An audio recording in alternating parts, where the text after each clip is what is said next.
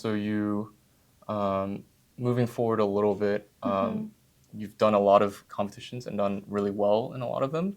But I want to talk to you more specifically about your experiences at the prestigious Paulo International Cello Competition that you were a top prize winner for, and also your experience at the Schadt competition where you were first prize winner. Can you talk about your experience at these competitions a little bit and what the preparation leading up, the months leading up to it look like for you? I think for those international competitions, doing huge repertoire at the same time is always a big challenge. And for the preparation, like managing time for each pieces is always the key. Yeah, yeah. So especially for Paulo competition, I had to prepare one recital program, and the three other rounds were basically playing with an orchestra. So I would like, especially the first orchestra round, it was without the conductor. So I also had to conduct at the same time. Oh, okay. Yeah. So Was that the Haydn concerto round? Yeah, it's like classical era. Classical, yeah, yeah. But I did the Graziani cello concerto. Oh, actually, I don't even think I've heard of that piece. Okay, Yeah. that's a classical period? Classical period. Okay, okay. I'll do some research after this. Okay, okay. And then, so like preparing all those pieces with orchestra, like simulating myself was like challenging, I think. But however, during the competition timeline, I was like almost forgetting that it's a competition because like meeting all those amazing musicians in a week is like so amazing opportunity. And like playing three different concertos, of course, it's like so overwhelming sometimes. But it was just like, yeah, so unforgettable moments. So I could feel that the music is like just passing all those, like transcending all those nervousness and like stress that competition has. So yeah. Okay. How did you prepare for the classical round where you had to conduct? Did you just simulate in your head sitting in front of an orchestra and leading the beginning, or how did you go about that? Actually, like my favorite cellist is Stephen Isserlis, Yeah. and he does a lot of things like that, Yeah. like doing without conductor. Right. So I watched a lot of video of him naturally just conducting with movements, Right. and I learned a lot from there. And also, before the competition in Juilliard, like my friends has helped me to like pretend me being in a competition. Right, so right. they were like playing with the Graziani for me. Okay. So it was like so grateful Yeah, and yeah. huge help for Right. me. Yeah. So you had like a small orchestra to kind of. I did, yeah. That's awesome. Yeah. Okay, that's cool. And so what was that experience like leading up to it? Because I mean, talk us through from the moment when you decided to, let's say, enter the Paulo competition. Like, I'm sure it was like maybe a year in advance. So when you came to that decision, was it just like, I need to figure out my rep and then go from there? Like, how was that? I was like so happy that I was in the Paulo because like it's definitely one of the most important competitions these days. Right. And like as I always do, I like whenever I think of competition like a challenge or another round, then I get so nervous and like stressed by myself. And at some point, I just decided to enjoy my music and just deliver my love, like how much I love the cello and how much I want to like deliver this happiness and some kind of message of music to the audience because like that's what's meant to be for music. So yeah, I always like try to not lose that because the preparation can be really tiring and yeah.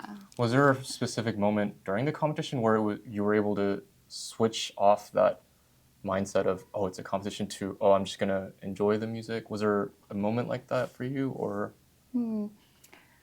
Of course, like having all those pieces, like more than 10 pieces in the same time, it was always so tiring. But I think like after practicing, always when I go back home, I was like ventilating myself and listening to other kind of music and like just reset myself, my mindsets.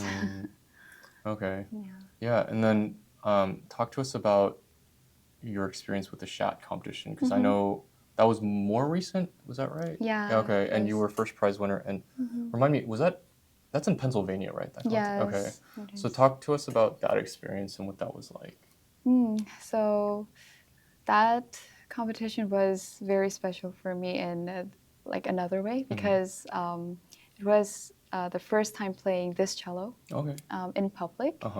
And talking about this cello for a moment, I generously, the Juilliard School has provided me the cello. So it's a very modern cello. It's made in 2020. Okay. So it's a COVID baby. Yeah, COVID baby.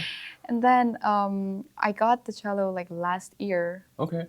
No, this year actually. Yeah, the start of the year. Okay. So it was my first time playing in this cello, and also for this cello, I was the first person who played the cello. Okay.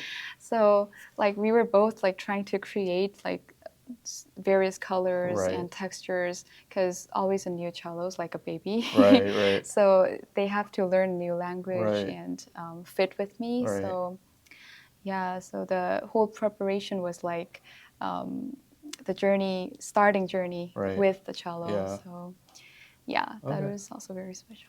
Okay, and did you have enough time with this instrument before the competition to really feel like you understood it before you went to the competition, or how was that process like? The time itself wasn't that long, but I tried to spend a lot of time with it. So yeah, like over 10 hours or something. Yeah.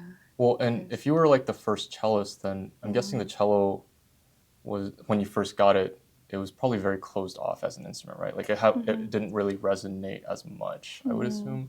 So you just had to spend a lot of time really getting it to open up. Right? Yeah, the cello is like very loud. Yeah. So I really like that point. Sure. But it always needs new colors. Yeah. So, yeah.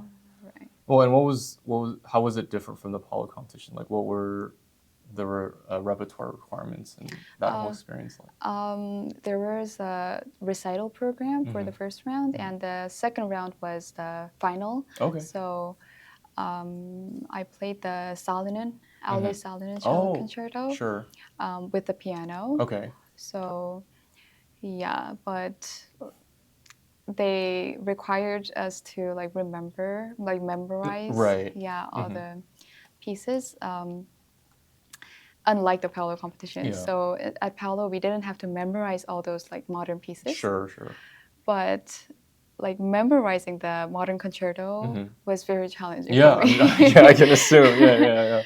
And because I couldn't find any like many relationships between the accompaniment and my cello part. Right. So I had to memorize the timing and everything. Yeah. Yeah, so that was really hard. Okay. So I was like basically doing everything, just like making lyrics into the notes. Okay, good. Yeah, that's smart. Yeah. And matching with my physical movements. Right.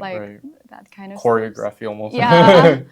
But I did it like until the day before the final round. Okay. So it was very like risky. I'm sure that was stressful too. Yes, but was that required for everyone in the final round to play that piece in particular? Oh no. Oh, yeah. So you chose it. I chose it. Okay. Wow. Okay, that's very courageous. Wow. So how has that competition, and really all your competitions, helped in terms of just getting performances thus far, you think? The most part, I think, would be the process of getting into the competition, because those I think that's the best moment to practice the hardest. So I try my very best to like get over myself, like my limits and stuff. So yeah, I really love the process of being developed and finding myself improved after the competition. Yeah.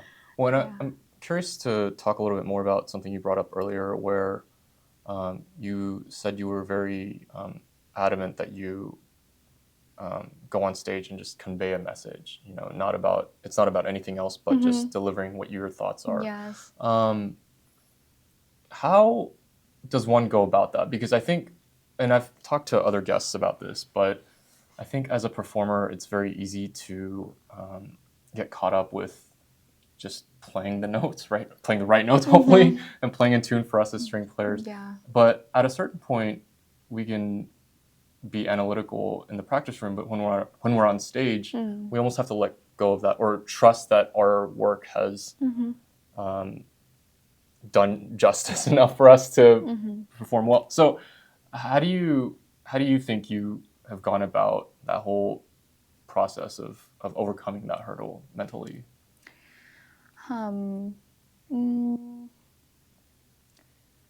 Yeah, I try to think like what music is for and what music has to do to the world at certain moments. Sure.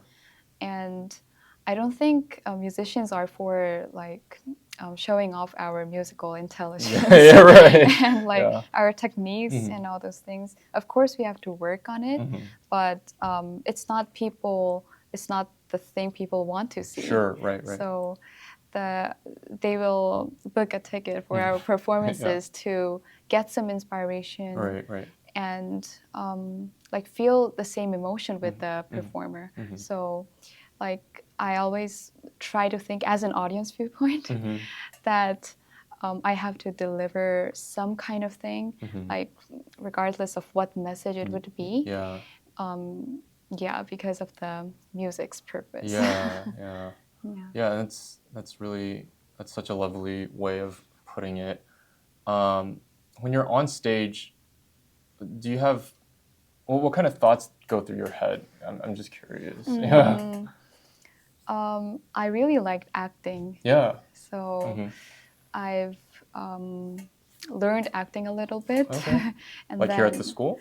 No, Oh. outside of school. Okay. Yeah. And also because I really love dancing as well, I try to mimic certain story and create a storyline of each music. That's awesome. Yes. Yeah. And that's something I try to do myself. And that's really interesting you say that, because I've told some students this, but like I always equate music to theater, where as a musician, we're playing a certain role as an kind of like an actor. And the music is our script, basically. Right. And so that's fascinating that you already have kind of discovered that on your own. That's great.